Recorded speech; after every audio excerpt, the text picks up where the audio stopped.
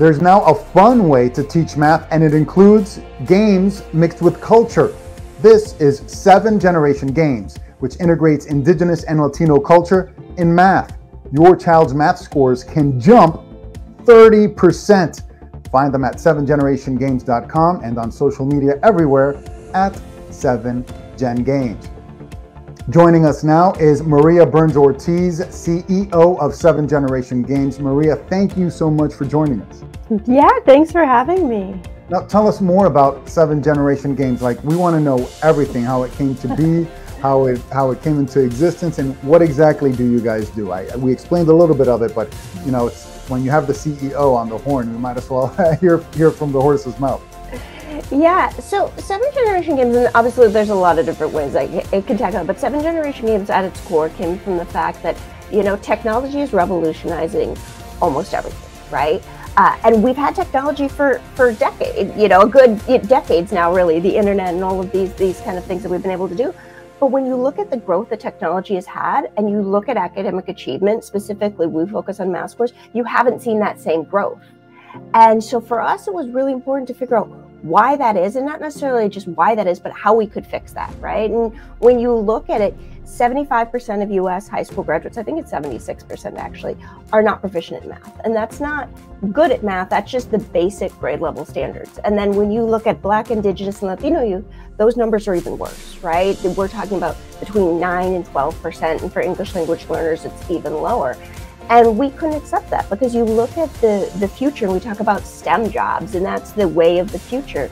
But if you haven't mastered basic math proficiency, you're never going to be eligible or able to pursue these careers. And so we found that we had to come up with a way to fix that. And that's why we started 7 Generation Games, not just to close the gaps, but to really focus on closing the gaps for the kids who didn't have and those other resources, right? That didn't have access to private tutors, who didn't go to be honest, the best schools, and ways that we could come up with helping those kids. And because we knew what worked at that level would scale up and work for anyone, versus so much of what's been a top-down and maybe it'll trickle-down approach that hasn't worked at all in education. Oh, that is very innovative. And you know, why is it really though that important, and how do you reach out to these kids? You know, well, then we started thinking, okay, we've got this big problem and now we have to fix it, right? And it's not an easy fix, it's not a quick fix, and that's why it hasn't been done. But think about a video game, right? And you have a son, but anyone who has kids knows that kids will play a video game, you know, 50 times to get incrementally better, right? To improve half a level, they will go and they will die and they will play again and they will try to get better and better and better. And you don't see that with math worksheets. You don't see kids going, oh, I didn't get problem 5 the last 3 times I attempted it, but I will do it. This math worksheet won't beat me. And so we thought if we could take that excitement around education, or you know, around video games, and apply it to education, to improving and achieving, that could be actually something that would work. And so that's where 7 Generation Games kind of took off from there, because we have these really big problems, and sometimes you look at them and you go, how can I fix that? What can I do? And the reality is, you start with what you're capable of, and we knew we could make video games. We knew our team had a background in education. And so we jumped in from there and we started doing it. And then the big thing was, okay, we've made these games, do they work?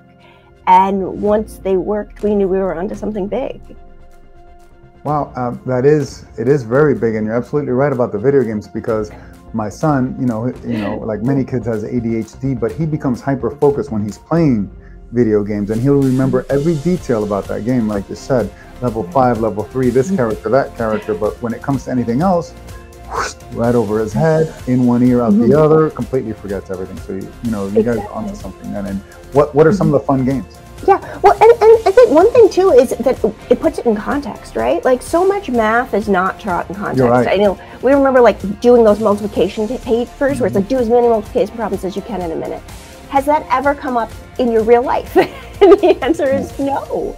And so kids remember it, you know, if you have 5 people out to dinner and the bill is $30, how much does everybody owe if you're going to put in an equal amount, right? Like, you start to put it in that context, or within our games. So our game Spirit Lake, you're asking about which games, you know, our game Spirit Lake starts out with there's an epidemic spreading throughout your village, and you have 8 sick people, and you need 3 of this herb, and the herb is actually an herb they would have used historically, or the epidemic will get worse, right? And so you're running through this virtual world, you're looking for the herb, you run into different challenges, right? Where you have to, you get chased up a tree and you need, arrows to shoot a wolf, and there's, you're not going to hit one because you're not a perfect shot. And so you're multiplying that out. And so for us, putting it in context was a big part of what we were doing, not just historically, although a number of our games focus on history, but also in contemporary culture, right? We have Aztec, The Story Begins, which is also bilingual, because we talked about English language learners and being able to integrate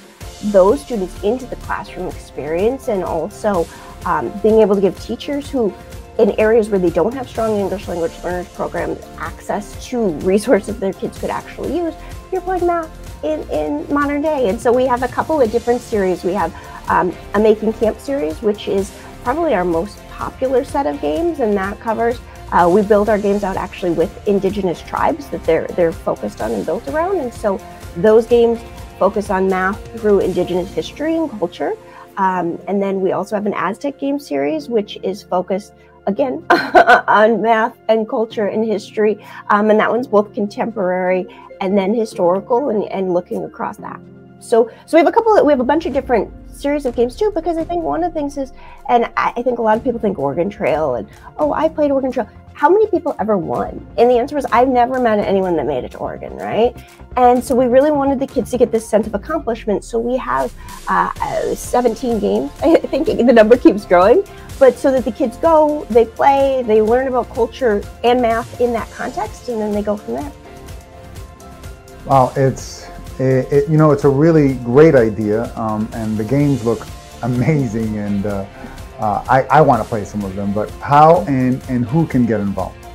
So basically anyone, because I think that's one of the other things, right? We wanted it not to just be limited. So we actually have a program, we work with schools, and we actually provide teacher training for schools in North Dakota, South Dakota, Minnesota, Arizona, New Mexico, and Oregon. We actually have a grant that not only covers the games, but also teacher training, and that was from the U.S. Department of Agriculture in response to COVID, because they were looking at innovative education solutions and approaches that they could push out. And so we're available for free in all of those states for educators, and also includes paid teacher training. And then we're available in schools in other states, but also parents, right? Because sometimes schools have all of these reasons why they do or don't adapt things, and sometimes they're very slow, which I understand, because I don't necessarily want schools, experimenting all of the time with kids, because things don't always work. And that's part of the frustration for a lot of schools, is we tried this thing and that thing, and everything says it works or it looks great, but they really, have to focus on training and teaching kids. So we're in a number of schools, but also we wanted it to be available to parents. And so parents were available on Android, the Google Play Store, and the Apple App Store, through our website, basically anywhere. We have a game on Steam, because for us it was really important to be accessible anywhere. So schools, like I said, schools are our biggest customer, and they are, we're seeing a lot of adoption. I think, especially with COVID, I don't want to say it was a silver lining, but it shined this light on the need for solutions that can run in any environment, not necessarily just in this perfect, online environment where everything is working right, as opposed to, homes where they might have limited bandwidth in terms of internet, or limited, device access. And so one of the things we really pride ourselves is in running across everything, and not just in the perfect environments, because sometimes you're out with your kid and you want them to be using a game wherever you are. So that's been another big thing of what we do. But I'd say, schools is a big share of our market, but also parents, because, also I have 3 kids, right? And sometimes I would just I'm not gonna lie, screen time, especially in the last 2 years, has become this, thing of the past, right? And so if they're playing games that I know are actually teaching them, that are research backed, and with published advocacy data that went through this whole peer review thing they make you do in academic publishing, and that shows that they really work, then that's great. And my kids actually like playing them, which is one of those things. My favorite story is my oldest daughter. We just released Making Camp, our game then, our very first game in that series. It was late at night, and I go into her room, and she's under the covers, and I'm thinking, like, you know, you can see the glow of the iPad through the blanket, and, you know, I rip back the covers, and she's up at night, and I see she's playing our game, right? And so she's, you know, I'm kind of like that moment where I'm like, am I angry? Am I, like, what do you think? What review do you give it? And so we've all been there. Exactly. But I'm kind of like, that's it. Oh, so what do you think? You like it? You know, but that idea of, like, you know, they want to play them, because I think, like I said, I always talk about, there's, you know, there's the high achieving, and I don't want to say high achieving, but there's certain kids that quarter of kids that are at grade level, right? They don't really need help at that point, right? Like, they need help and they need to learn, but what about that other, you know, 3/4 of kids? How do we reach them? How do we get them engaged? And I think that's really where we come in, and they're used by anyone. We have, you know, high achieving student, gifted kids using them. But really, for kids who are below grade level, how do you get them up there? And what's been working? You know, I always say, if what we've been doing has been working, math scores would be going up, and they're not. And that's what we found at 7 Generation Games. Because, you know, you can either say, wow, this is a really big problem, or try and work toward a solution. And, you know, you're absolutely right. And, you know, I can, you know, you shared your story. I'm a dad myself, and I had to pay, you know, my son was behind at grade level a lot. You know, and during the pandemic, all this happened during the pandemic. I had to find an online tutor and all that, and they're not cheap. Right. So something like 7 Generation Games, especially in those states, are they free for the parents as well? They're not, but we have a lot of free games on the website. So we have a lot of free apps anyway that are through the App Store that they can get. Oh, that's great. Yeah, and well, because, like you said, you know, one of the things that I think a lot about is, you know, I was lucky, right? You know, my mom, you know, went to grad school. She has a PhD. She co-founded the company with me, right? But she was raised by her grandmother, who didn't speak English, who didn't go past the 8th grade, right? And so even if she'd wanted help in fractions, and I see this in a lot of communities that we work in, and even families that I know, right? You know, even if they wanted to help their kid, and I think that's the thing, like, a lot of parents really, really do. It's not that they aren't engaged, but, you know, if you didn't understand how to multiply fractions, or, you know, calculate, you know, proportions, you know, the differences and those kind of things, you can't help your child in that. In a lot of communities, like I said, there's this really fortunate to be able to, you know, you're fortunate if you're able to, you know, get a tutor or send your kid to a better school or those things. And I think a lot about, what about those kids that didn't have those opportunities? It's not a reality for a lot of people. Yeah, it's not a reality. So, you know, Sizzle TV is all about free. We're all about, you know, what's hot, what's sizzling, you know, and, you know, that's an amazing thing you guys are providing. So, you know, we're proud to you know, interview you and hopefully spread your message. And you're right, you know, parents who you know, nowadays it's, you know, you know, life can really get you down, and life can really be challenging. And just because you can't afford a tutor doesn't mean your son or daughter or multiple children should keep falling behind, and just because you can't afford extra help. So if this is a way we can get them that extra help, wow, thank you so much, 7 Generation Games. So listen, I applaud you. Maria Burns Ortiz and I go way back, and we reconnected because I saw the amazing work that she's doing. So congratulations, and, you know, on behalf of all parents with kids who are struggling, thank you. And, you know, we just want you to keep reaching as many kids as possible. Well, and that, I always say, we're alleviating parental guilt a little bit, right? Because they're not just on screen time watching stupid things on YouTube, they're learning. Yeah, and, you know, and we've all had that moment, like, what are you doing under the covers? You're like, oh wait, you're playing an educational game. Great. That's so good. And, you know, and maybe it's a chance to get them, and it's just a little bit of a habit switch, is maybe take them off the Nintendo Switch a little bit and then transition them into 7 Generation Games, or whenever they ask for your phone, because they always ask for your phone. Right? You can use the phone, but you got to use 10 minutes of 7 Generation Games first. Hop on that app first. So, and, you know, it's free, it's downloadable. Maria, you know, Sizzle TV, we're bilingual. Hablamos español aquí también. I'm Venezuelan. I think you're Venezuelan too, if I remember correctly. So, yo también. I imagine you did mention something about bilingual games. Is that true? Yeah. So we have a number of games that are bilingual. We actually have them in English, Spanish. We also have Lakota and Dakota. But, you know, it was really important for us, especially our Spanish language. Hold on. So multilingual. Yeah, multilingual. Well, they're different games, right? So we have Our Aztec game series, for example, is fully bilingual in English and Spanish. We also have My King Camp Bilingual, which is in English and Spanish. And those games, they're not just bilingual, but they're bilingual on every screen. There's a little button and you click it and it switches the language of instruction in audio, video, text, everywhere.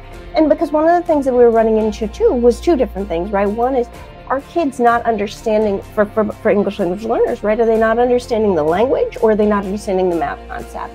And so for us, we thought if we could take that language barrier out of the equation, then we'll know, right, what the issue is. And the truth is, a lot of times, you know, words are different. I mean, words are confusing, right? And a lot of math is terminology, right? So if you say to kids, you know, what is the sum? They don't necessarily understand, you know, that means you're asking them to add, right? And so if you flip it over, I guess sum and summa are very similar, but you know, there's things like, you know, quotient, right? Different words that you might not that you might not know, or that their parents or whoever's helping them at home might not know. And so being able to have that where they can switch it, they can have it fully scaffolded, and it's not something where you have to switch it from the beginning, but actually at every time. And they can flip it back and forth, and they can see that aspect there, so they can get it in their language that they're most comfortable with, but then also be learning it in English along the way. Because like I said, you know, math is taught in context, but so is language. And a lot of times there's words that you don't necessarily, even if you speak it fluently at home, don't come up a lot in conversation, right? And so those are important things for us to be able to build that part into the game as well, because we're really looking at what are all the possible barriers that exist to learning, and how can we remove as many of those as possible. And for English language learners, that number of kids who are proficient at math, I believe, is 4%. And so many of the barriers, it's not that they're not capable of learning math, but language learning is a huge thing. And so if we can pull all of that out and make those games bilingual, that's been something that's really important for us. And then also if they're at home, you know, my daughter's in a Spanish language, two of my children are in Spanish immersion school. And this last year, you know, I thought to myself, if I didn't understand one of the two languages that they were learning, if I didn't understand both of them, I don't know how I could have helped them in a lot of ways, because there's a lot of things around language that just is really complex and doesn't make sense. You know, how do you explain irregular verbs? They make no sense by definition, basically. And so being able to work with my kids and be able to see, you know, how valuable and important that is to be able to have access to it in both languages, so that you can be learning the content and the language at the same time, was a really important part for us. And I think hopefully really helpful and important for the adults that are working with those kids as well, whether they're teachers or educators, in kind of building out that process. Can you hit us one more time for people who are watching on our streaming channel, exactly where and how they can connect with you and get those apps? Yeah, so yep, 7generationgames.com. And we have it up there? Yeah, and then we are everywhere on social media, so at 7gengames is our handle. You can find us pretty much anywhere. And yeah, you know, there we are, working to make math not just better, but more fun and get kids more excited. And listen, I have ADHD, so you're on Android, Apple, everywhere? So yeah, we're cross-platform, because yeah, you know, that's an important part for us too. And we are even on, we've worked in Chile, and so we have an office down there, and we're even on those kind of low-end Android phones that you can't actually buy in the US, but people might have, because we want to, you know, like I said, access is an issue, and we want to remove every possible barrier that we can.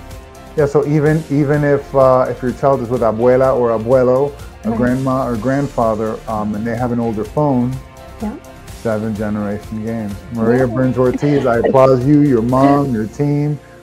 Thank you so much for you know, trying to help Indigenous and Latin kids, and you know, que Dios los bendiga. Bless all your work.